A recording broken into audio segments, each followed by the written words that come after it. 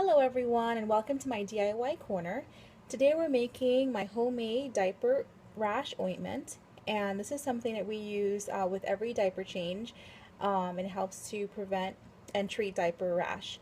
So today we're going to start off with using a double boiler.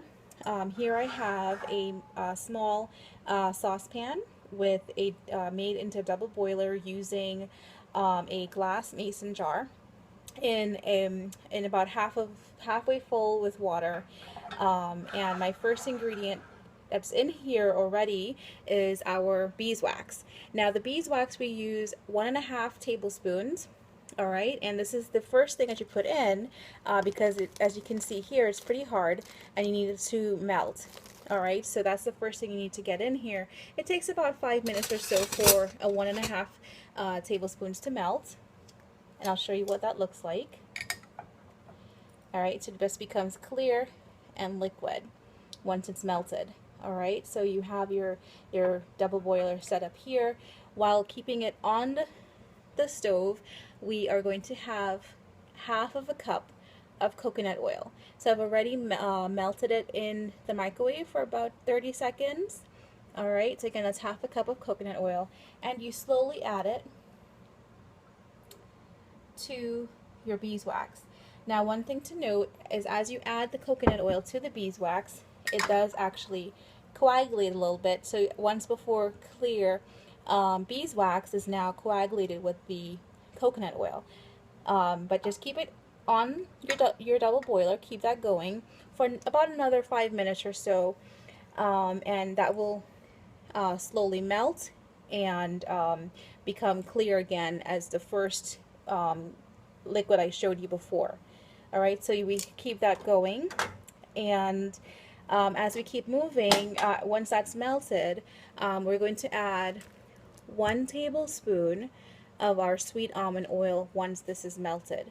Alright, I'm not going to go ahead and do that right now because of time constraints, but the next ingredient again would be your sweet almond oil.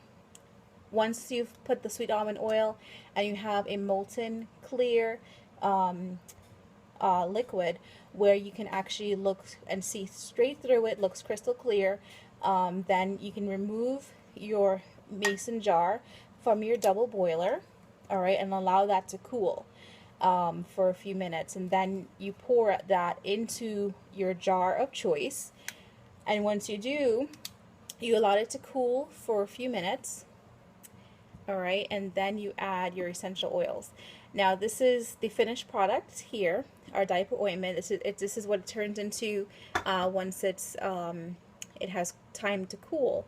Now before it gets to this solid state, you want it to be in a soft in-between phase before you add your essential oils. You don't want to put the essential oils in while your molten product is too hot, because that can actually disintegrate the oil. So allow your oil to cool before you add your essential oils. Okay, and for this diaper ointment, what we are going to use is actually lavender and melrose.